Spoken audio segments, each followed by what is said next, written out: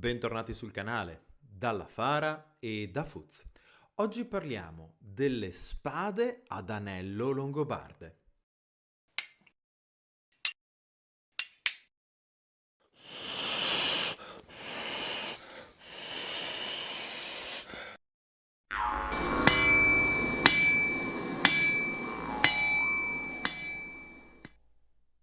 Bentornati, come sempre un grandissimo ringraziamento ai nostri abbonati sul canale, ai nostri Patreon e a chi ci supporta attraverso i super grazie. Vi ricordo che trovate in descrizione tutti i modi e tutti i link per diventare Patreon o abbonati e ovviamente i super grazie è una funzione che YouTube fornisce automaticamente durante i nostri contenuti. Una particolarità che ultimamente stiamo sperimentando per i nostri Patreon è che possono usufruire dei video senza pubblicità. Decidete voi se la cosa vi interessa. Se non volete, non potete o non avete ancora la certezza di volerci supportare in questo modo, vi ricordo che iscrivervi al canale, cliccare la campanellina, guardare il video fino in fondo e magari anche condividerlo sarebbe già un grandissimo supporto per la Fara. Bene, veniamo all'argomento di oggi. Nell'introduzione vi dicevo che parleremo delle spade d'anello longobarde. Sì, ma cosa sono le spade d'anello? Sono solo longobarde? E perché ci interessano? Beh, partiamo dall'origine di tutto. La spada, o meglio, la spata di epoca longobarda. Quella che impugno in questo momento è la nostra ultima ricostruzione ispirata alla tomba 18 di Santo Stefano in Pertica a Cividale del Friuli. È una nostra ricostruzione perché l'abbiamo forgiata noi, nello specifico l'ho forgiata io qui nel laboratorio, nella fucina dell'associazione La Fara, partendo da quella che era una balestra di camion, cioè una parte del sistema di sospensione di un mezzo pesante, materiale noto per essere molto incline alla creazione di lame. Come vedete, decisamente non ha più lo spessore di una sospensione di camion. Ha richiesto un po' di lavoro. Quello che ci interessa sono, diciamo, tre cose. La prima, chi ha visto i video di preparazione della spada sa benissimo che non è una ricostruzione uno a uno, perché le mie capacità fabbrili, che sono amatoriali, non mi permettono di creare un damasco così preciso, complesso e lungo come quello che richiederebbe una spada di questo tipo. La definizione giusta sarebbe pseudo damasco o pattern welded blade. In ogni caso, non sono in grado di farlo. Di conseguenza, in questo momento abbiamo optato per una monoacciaio per avere almeno la silhouette giusta, perché le spade in vendita per l'alto medioevo sono normalmente con delle silhouette completamente sballate per essere invece in realtà molto maneggevoli per il gioco di polso di chi vuole combattere, ma la Fara, come sapete, non ama combattere, lo trova un po' troppo lontano dalle istanze didattiche e ricostruttive. Ad ogni modo, questa spada alla fine pesa probabilmente un due etti e mezzo, qui siamo sopra il chilo, di più della spada originale, anche perché manca la rifinitura dei fili, non è affilata. È sagomata per avere i fili, ma non è affilata per non diventare un'arma vera e propria. L'aspetto che ci interessa oggi, però, è quello dell'Elsa. Se guardate quest'Elsa, non particolarmente regolare perché realizzata in materiali completamente organici, come tipico delle spade longobarde di prima generazione in tutta Italia, ma in particolare nel Ducato Cividalese, potrete vedere che c'è una guardia, un'impugnatura vera e propria e un pomo. L'impugnatura è realizzata in corno di cervo, mentre i due pomi sono realizzati, o meglio la guardia e il pomo, sono realizzati in legno di orno. Le spade di cui parliamo oggi avevano una caratteristica in più. Su quest'ultimo elemento, spesso realizzato già in metallo o in materiale misto, si aggiungeva più o meno a questa altezza un anello e su questo anello un secondo. La letteratura italiana dell'epoca, la letteratura archeologica italiana relativa a quest'epoca, le descrive come di due tipologie: spade ad anello fisso e spade ad anello mobile. La letteratura invece archeologica inglese arriva a trovare addirittura 4 tipologie di queste spade ad anello. Ma cosa sono? Quanto sono diffuse? Quando sono diffuse? E soprattutto, cosa significano? Beh, possiamo dire che le spade ad anello si diffondono fra il V e il VII secolo, circa, e si diffondono in un areale enorme. Ehm, Al momento credo che la zona in cui sono più attestate sia proprio la Gran Bretagna, ma abbiamo poi la Svezia, la Norvegia, la Francia, la Germania, l'Estonia, l'Ungheria, la Danimarca e l'Italia. Sì, l'Italia longobarda con 3 esemplari, Casteltrosino, Nocera Umbra, Trezzo d'Adda, si colloca all'interno di questa tipologia, quindi germanica, pangermanica, di spade ad anello. La tipologia longobarda in realtà può essere ascritta a uno dei tipi più tardi, quello di VII secolo. Ma cominciamo un attimo a monte a parlare di queste spade. Perché così tante tipologie? E perché gli italiani parlano solo di anello fisso e di anello mobile, mentre gli inglesi parlano di più tipologie? Beh, principalmente per un motivo. L'evoluzione di queste spade è graduale, cioè nella prima versione abbiamo un anello munito di rivetto che entra all'interno del pomo, viene rivettato quindi e su questo viene inserito il secondo anello mobile. A questa tipologia succede una seconda tipologia in cui l'anello, quello fisso legato al pomo, non è più completo e di questa mancanza di completezza si possono fare diverse sottotipologie, ma diciamo che ci troviamo di fronte a una mezzaluna, ok? Una mezzaluna fissa sul pomo e a questa collegata all'anello mobile.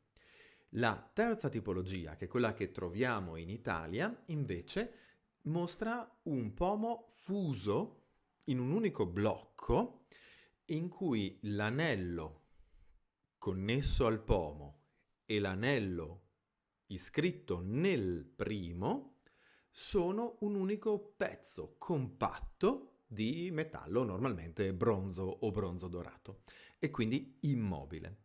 La quarta tipologia, recentemente indagata dopo i ritrovamenti dello Staffordshire Hoard, indica 2 anelli fissi laterali e una parte sporgente del pomo. Partiamo dalla fine. L'ultima tipologia mostra quindi una simmetria che non è presente nelle altre precedenti, che anzi sono caratterizzate da una asimmetria. Questa spada di quarto tipo quindi ha 2 piccoli anelli fissi e pieni e un secondo corpo aggettante. Non sappiamo se quest'ultima evoluzione dipenda da un'evoluzione naturale, da un'inclinazione estetica dei produttori o ancora da altre motivazioni legate al bilanciamento. Certo è che da un punto di vista di evoluzione stilistica, se mi passate il termine da storico dell'arte, a me pare chiaro che poi questa evoluzione porterà alle else trilobate di epoca vichinga. Ma torniamo indietro. Torniamo alle prime 3 tipologie e a quelle che ci interessano, cioè quelle del periodo delle migrazioni e del VI e VII secolo. Ecco quindi che sul perché queste spade siano state realizzate, queste else così peculiari, gli studiosi si dibattono e si dividono. Ci sono state teorie legate all'uso, si è detto che potevano aiutare nella sospensione della spada, ma non c'è nessuna coerenza con i sistemi di sospensione della spada legati alle cinture che noi conosciamo. Si è detto addirittura che avevano una funzione sociale, cioè il fatto che questo anello potesse essere legato con un laccetto alla cintura di sospensione impediva un sfodero nel pieno della rabbia, permetteva quindi un controllo maggiore, ma è chiaramente, come direbbe il buon Sommo Buddha, un angolo delle illazioni. Le ultime 2 illazioni, se vogliamo, sono però molto più interessanti. La prima è quella maggiormente accettata dalla comunità scientifica. Apriamo una parentesi per contestualizzarla. Chi di voi ci segue da molto tempo sa benissimo che nel contesto germanico esisteva il concetto del donatore di anelli, il donatore di bracciali, il signore, che legava a sé i suoi sottoposti anche tramite i doni in monili preziosi. Ricordiamo il Widesit, poema anglosassone in cui viene citato Alboino, re dei Longobardi, più generoso fra tutti gli altri re germanici nel donare anelli e bracciali. Ricordiamo ovviamente i passaggi legati a questi del Beowulf, il poema anglosassone, e ovviamente la declinazione moderna di tutto questo diventa l'epica tolkieniana del Signore degli Anelli, in cui però il creatore di anelli è la figura negativa, ma sappiamo che Tolkien era un professore di filologia anglosassone a Oxford, è un grande esperto di letteratura alto medievale e che quindi ha voluto giocare con questo tema narrativo. Ecco quindi che in quest'ottica l'anello sulla spada rappresenterebbe un dono e un simbolo di connessione con il Signore. Sì, perché soprattutto nell'ambito inglese, in cui la casistica, come vi dicevo, è decisamente maggiore di quella italiana e anche del resto d'Europa, ma soprattutto di quella italiana che al momento è limitata a 3 spade ad anello, parrebbe che queste spade non siano mai appartenute a individui all'apice della società. Non sono spade di re, non sono spade di duchi, per usare una terminologia longobarda. Sono spade di nobili di alto livello, ma probabilmente sottoposte a una figura superiore.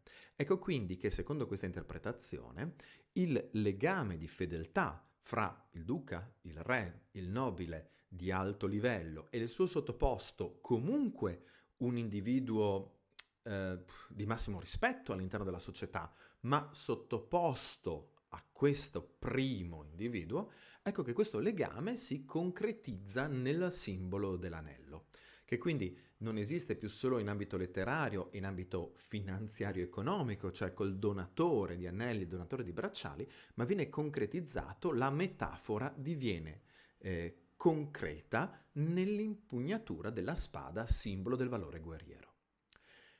Un'altra ipotesi che noi troviamo estremamente affascinante, almeno io personalmente, poi sappiatemi dire nei commenti voi cosa ne pensate, che viene dal nostro amico carissimo e stimatissimo Paul Mortimer di Wulfedenas, è che questi anelli rappresentino un voto religioso in un certo senso, a una divinità o in un contesto diciamo più fluido, come è l'epoca del VI e del VII secolo in Europa in via di conversione, magico-religiosa. Ecco che quindi il voto può essere sciolto, ma questo vale solo per le spade ad anello mobile.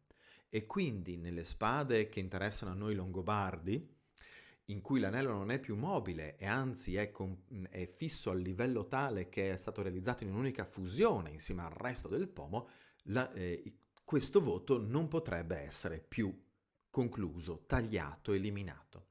Di conseguenza, almeno dal nostro punto di vista della casistica italiana, legata alla terza tipologia, la tipologia d'anello fisso, ecco che ci pare più interessante e più calzante proprio l'interpretazione che vorrebbe queste spade come un simbolo di fedeltà, un simbolo di connessione fra il Signore e il suo immediato sottoposto, comunque di alto livello.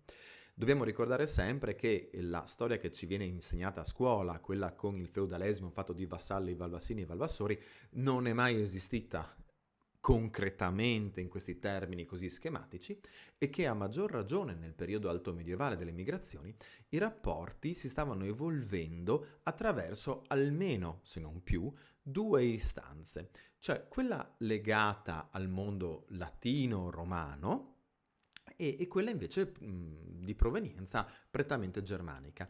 Nel mondo germanico del Barbaricum erano stati per anni alla base della società, di una società vincente e in crescita, i gruppi di guerrieri armati intorno a un leader carismatico.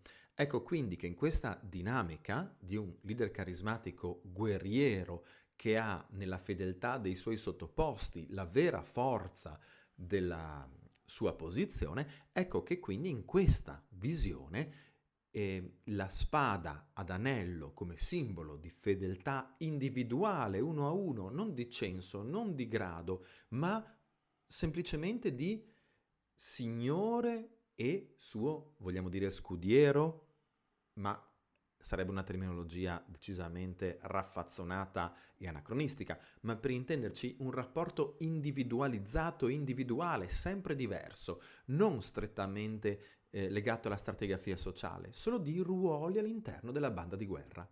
Ecco quindi che queste due dinamiche sembrerebbero potersi andare ad unire anche nell'Italia longobarda di VII secolo, ormai avviata verso una profonda romanizzazione, ma che nei suoi rapporti individuali di potere forse poteva ancora acconsentire a questa metafora rappresentativa del rapporto. Vi lascio con una suggestione. A Cividale, primo ducato d'Italia, non è mai stata trovata la tomba del vero duca Gisulfo. Quello che noi intendiamo come il duca Gisulfo molto probabilmente era un duca successivo, forse Gisulfo II, ma sicuramente non Gisulfo I. L'abbiamo già parlato, è una questione di corredo e di datazione. Ma ricordate il passaggio di Paolo Diacono? Il passaggio in cui Alboino decide di porre suo nipote, Gisulfo, a capo del ducato cividalese e questi gli chiede le migliori fare, le cavalle da guerra, eccetera. Perché non potremmo immaginare, se la teoria della spada d'anello mobile e fisso si rivelasse valida, che questo passaggio di consegne non sia stato concretizzato proprio in un dono da parte di Alboino a suo nipote Gisulfo di una spada ad anello? Sarebbe eccezionale. Speriamo che prima o poi un ritrovamento del genere faccia nuova luce su queste congetture. Bene, alla prossima e mandi!